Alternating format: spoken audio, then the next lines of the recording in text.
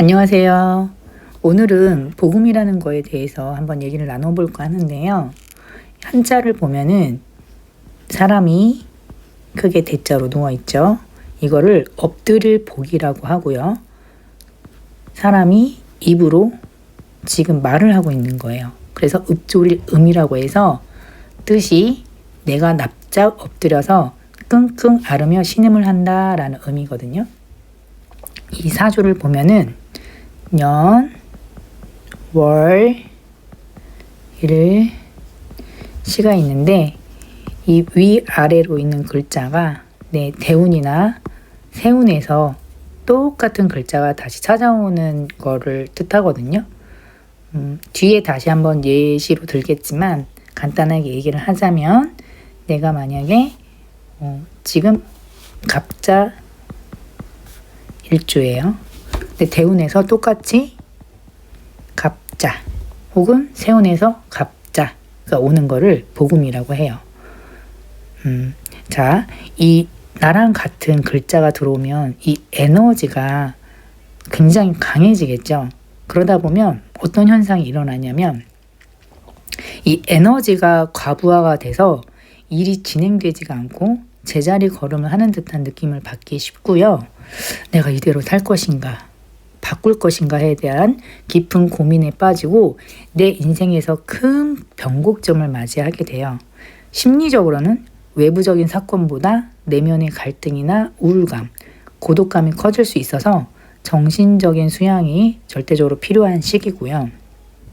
하지만 이 사주 구성에 따라서 그 글자가 나한테 좋은 역할을 한다면 에너지가 2배가 될 것이고 또 나쁜 역할을 한다면 고통이 배가 될 수도 있는 거예요. 예를 들어서 지금 내가 여름인데 외투를 입고 있어요. 거기다 외투를 하나 더 주면 너무너무 더워서 힘들 거잖아요. 그래서 이 고통이 배가 되는 거고 겨울에 내가 외투를 하나 입고 있는데 더 따뜻한 외투를 하나 더 줬어. 그러면 그 에너지가 더 2배가 돼서 큰 발복을 할 수도 있게 되는 거예요. 누구나 이 고통이 다가왔을 때 어떻게 잘 극복을 하느냐가 중요한 거거든요. 우리가 멈추고 내 자아를 다시 보는 이 성찰의 시기로 받아들인다면 꼭 발복을 할 수 있을 거라 생각을 하거든요. 이때에는 우리가 만약에 새로운 사업을 하게 된다거나 무리한 투자를 하게 되면 절대로 안 되고 현재 상태를 점검을 하는 것이 유리하고요. 또 공부나 명상, 종교 활동 등 정신적인 성장을 추구하는 게 더 좋은 거예요. 그리고 누구에게나 이 60갑자가 한 바퀴 돌아오는 해를 내 환갑이라고 하잖아요. 그래서 그때 잔치도 하고 이거를 연주가 똑같기 때문에 태어난 해가 똑같기 때문에 연주 복음이라고 하거든요.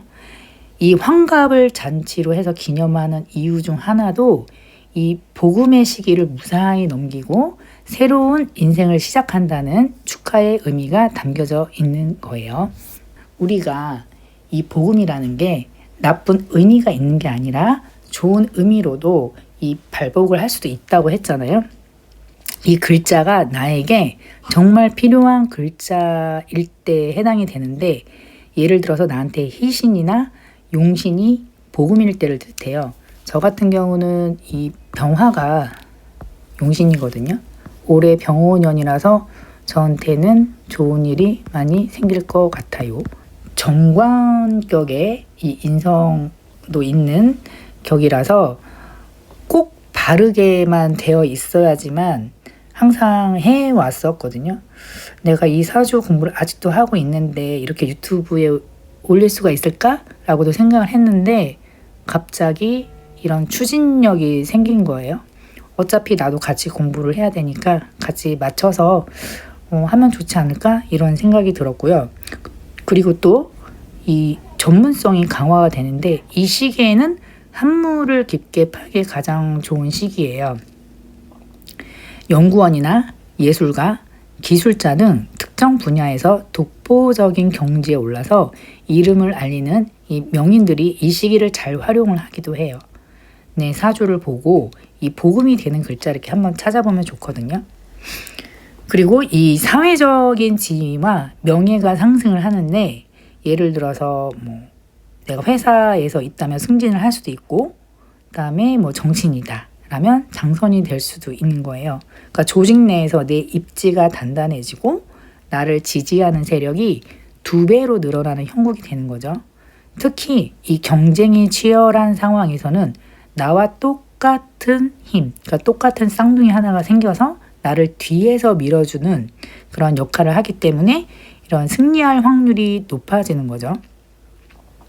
문서상으로는 이런 인성이 만약에 복음이 됐다. 그러면 큰 규모의 계약이 성사가 되거나 학문적으로 큰 상을 받는 등 문서와 관련된 좋은 소식이 있을 수도 있어요.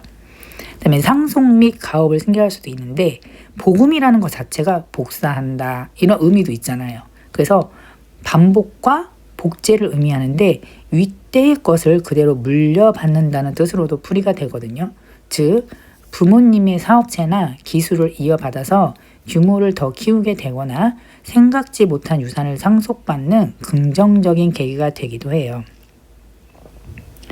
이 복음이라는 게 끙끙 앓는다는 의미도 있지만, 내가 정신적으로 도약을 하게 되면 인생에서 업그레이드가 될 수도 있거든요.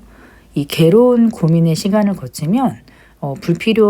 거치면서 불필요한 인간관계나 습관을 정리하게 되고, 이 과정이 끝나면 이전과는 비교할 수 없을 정도로 인격적으로 성숙한 사람이 되어서 인생의 황금기를 맞이하게 되는 거죠. 내가 만약에 지금 고통을 겪고 있다, 힘들다 이러면 앞으로 더 이전과 진짜 비교할 수 없을 정도로 더 성숙한 사람이 돼서 정말 황금기를 맞이할 수도 있는 긍정적인 부분도 있는 거예요. 저도 몇십 년 고생을 해봤기 때문에. 다음은 저희 아들 사주인데요. 이 글자를 이렇게 하나하나 찾아보면 좋거든요. 글자가 겹치는 거를 이 연주에서부터 찾아볼게요. 병신을 찾아봤더니 병신? 38대운에 요 병신대운 똑같은 글자가 이렇게 들어왔어요. 평관 위에 식신으로 들어왔죠. 그럼 이때는 연주이기 때문에 인생의 뿌리, 조상, 환경적인 토대가 되고, 이 30대 후반에서 이게 40대 중반이잖아요. 이때 자신의 어떤 사회적 기반을 재점검을 하게 되거나 인생의 큰 방향성을 다시 설정을 해야 하는 변곡점이 올 가능성이 높아요. 좀 더 자세히 보면 38세 대운에서 요 세운을 하나 이렇게 보는 거거든요. 여기를 봤더니 갑술이 있어요. 이 시지랑 같잖아요. 같은 경우는 시주에 있기 때문에 자식이나 어떤 말년에 계획이라든지 본인의 전문 분야에서 새로운 변화를 꾀하게 되는 시기가 오게 되는 거예요. 내가 지금까지 이렇게 살아왔는데 안 되겠네? 좀 다른 거 한번 해볼까? 이런 생각이 들게 되는 거죠. 그리고 이 천간에 보면은 이 글자 같은 게 2개가 있죠. 간목, 이렇게 중첩이 되는 거를 병존이라고 하는데, 고집이 엄청 대단하고 이 추진력이 대단하다는 걸 뜻하거든요.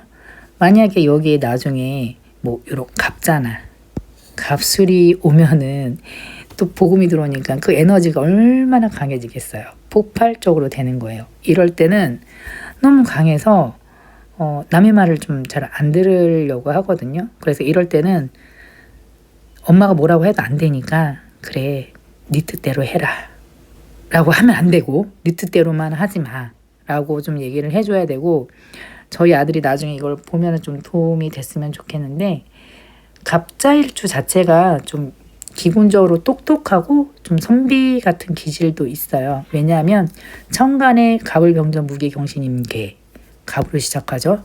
자축인묘진사오미신유술해, 자로 시작하죠. 그래서 굉장히 순수하고 맑은 분들이 많더라고요. 이 복음이라는 단어가 주는 압박감에 무서워할 필요도 없고, 분명히 잘 될 거니까 걱정하지 마시고요. 다음은 이제 성경 구절 중 하나인데요. 왜 사주 명리학에 성경을 가져오냐고 생각하실 분도 계실 텐데, 이 불화에서 금으로 넘어가는 이 교운기 시대에는 한 가지로만 설명할 수 있는 시대는 아니에요.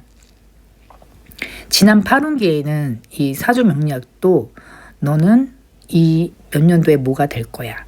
뭐 이렇게 될 때 뭐 이렇게 될 거야 라고 맞추기만 하면 됐지만 앞으로 구운 시대에는 이제 이게 통하지 않은 거예요. 그래서 더 자세한 내용은 지난 영상을 보시면 될 것 같습니다. 자, 이 성경에서 이 복음이라는 발음이 같은 이 사주 명리학의 복음과 비교를 해볼 텐데요. 복음이라는 게 이 음이라는 게 어떤 소리를, 복된 소리를 뜻하잖아요. 자, 요한복음의 8장 7절 내용인데요. 이 가늠한 여인을 사람들이 돌로 쳐 죽이라면서 이렇게 몰아세웠는데 예수님은 대답을 바로 하지 않고 몸을 굽혀서 땅바닥에 무엇인가를 이제 쓰기 시작을 해요. 사주에서 복음은 정체와 답답함을 상징을 하지만 이 멈춰져 있는 이 순간이 있죠. 이 순간을 동시에 공부나 명상, 기록 이렇게 아주 좋은 시기로 생각을 하거든요.